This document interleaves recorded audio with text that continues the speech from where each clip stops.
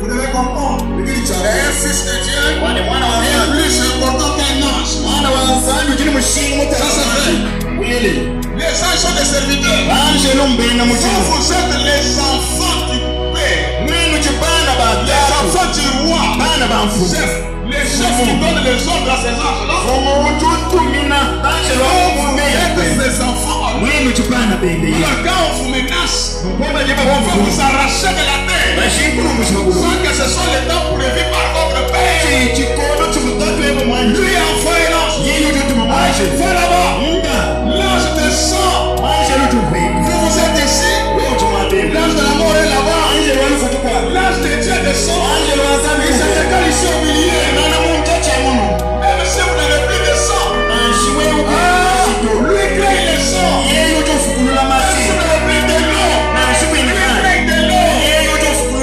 Même s'il y avait de pourriture, lui crée de nouvelles cellules. Le médecin ne peut pas faire.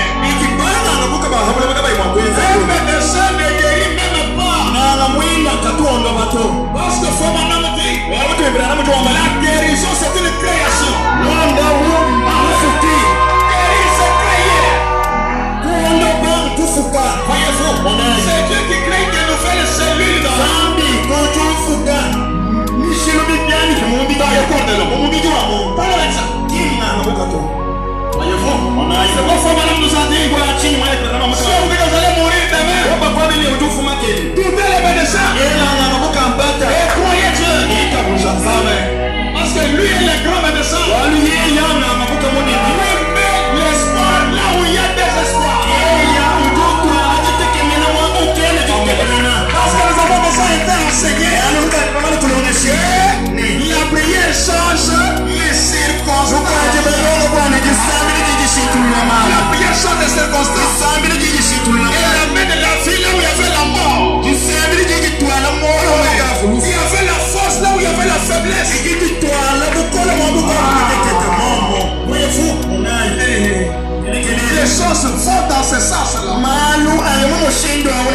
Dieu est identifié par ses caractéristiques. Même si on doit aller à l'hôpital, on commence d'abord par Dieu. C'est lui qui change d'abord les circonstances. Pour qu'en fait le médecin puisse réussir. Si lui ne guérit pas, le médecin ne fera rien. Amen. Comment les mêmes médecins soignent certaines personnes qui arrivent à la mort. Afin que les mêmes cas que vous avez, vous ferez, les médecins vous soignent, vous guérissez. C'est le grand médecin qui était derrière.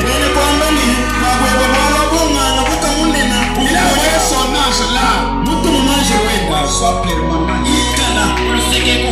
Empêche celui-là d'accéder à mon fils.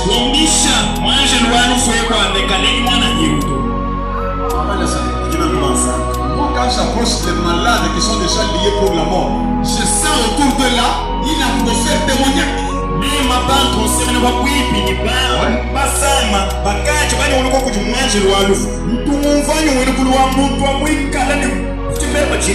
Des fois je ne dis rien, mais je sens ça. Surtout chez les païens qui n'ont pas Dieu. Vous regardez, ça c'est une grande bataille. Il faut que je m'engage. Certains païens pour dire la vérité. Amen, ça. Voyez ce que font les anges. Ils sont là, ils vous protègent.